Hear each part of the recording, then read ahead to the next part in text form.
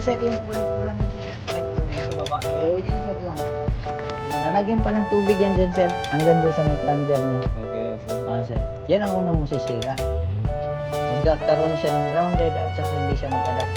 Magputi. Kailangan meron agad-agad ng experience sir. Pero during the operation sir,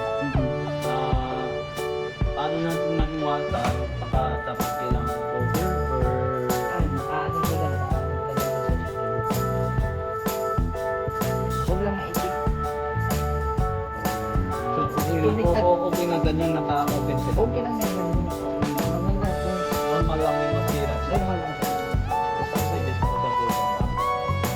Since na yun. So, dapat pala sa rin, kailangan na namin na mag-impress. Inform mo lang ako. Call lang kayo sa WhatsApp.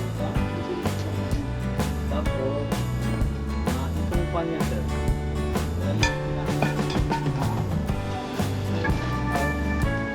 Diba, ikaw? Ayan sir. Hindi pa. Ano, mag-meter pa tayo? Hindi ko naman sir. Okay lang. Ay, hindi na mag-meter.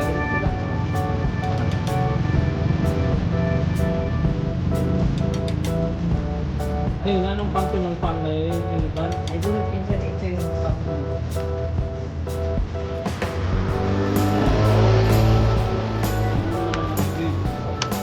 okay natin yun sir. Ano na lang. Ay, dulot tuloy ito sir. Pag tinurang ang may tuloy, dapat talagang ito. Katagalan, di na rin yung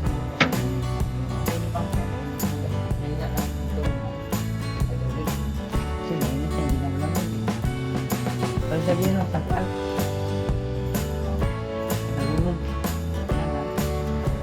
Lagyan mo lang. Ano yung fan? Sige. Sige kayo yung fan.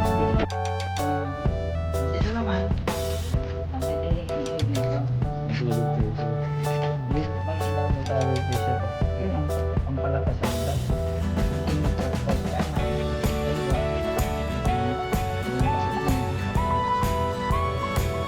Palakas na niya. Kasi palakas nito dito.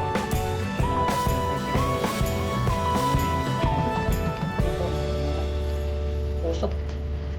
Pero nakasit na yan. Kasi pala na.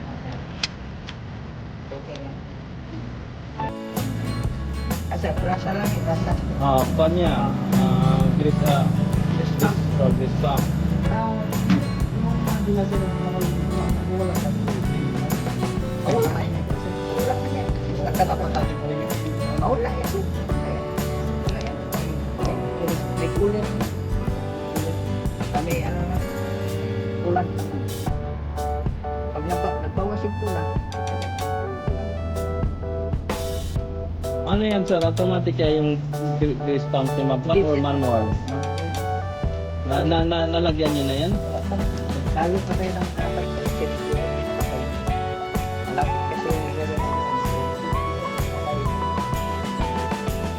Anong gagawin dito sir? lagyan ka 2 level 2. So lagyan natin ng hydraulic, antayin natin yung hydraulic. Okay.